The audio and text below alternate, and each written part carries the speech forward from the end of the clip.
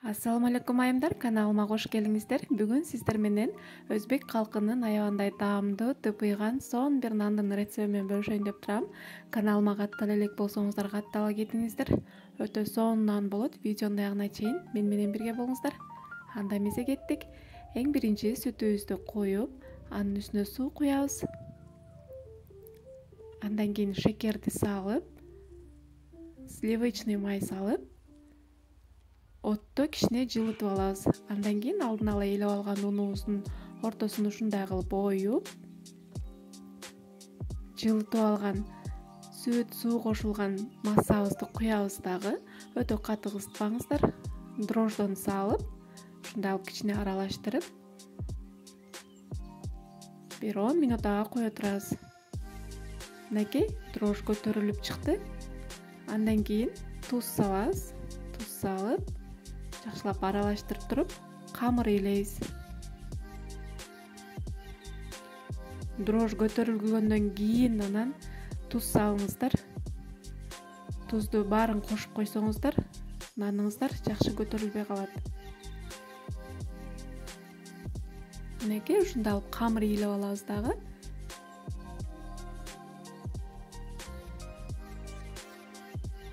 Камырыбыз көтөрүлчөктү үстүн жаап, ушундай кылып коюп коебуз. Мынакей биздин камырыбыз ачып, сонун болуп чыкты.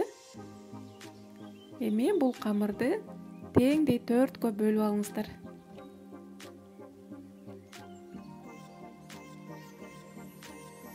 Мынакей бөлүп алдык. Эми ар бирин зубала тутуп, ушундай кылып тоголоктоп чыгабыз. Аябандай сонун, даамдуу, базардын нанынан кем калышпаган нан болот. Сөзсүз жасап көрүңүздөр. Мынакей листибизге салып алдык. Эми колубузду кичине ушундай ундап туруп эле камырдын дал ортосунан ушундай кылып басабыз. Бир эле жолу басабыз. Ошол жетиштүү. Мынакей бастык, эч кандай тийишкен жокпуз. Жөн эле бир жолудан басып чыгабыз. Мынакей даяр.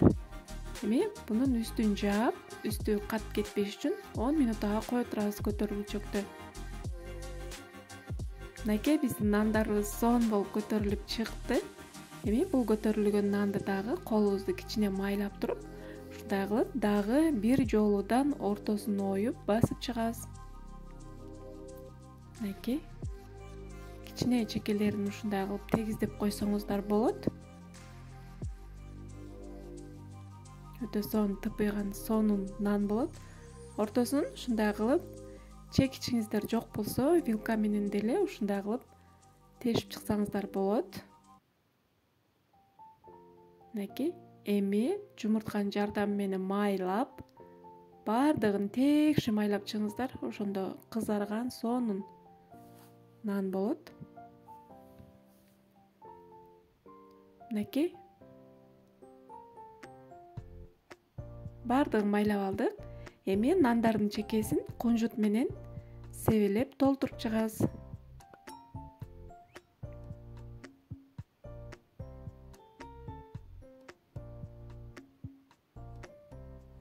Эми нандын так ортосуна ушундай кылып сейдена сээп чыгабыз.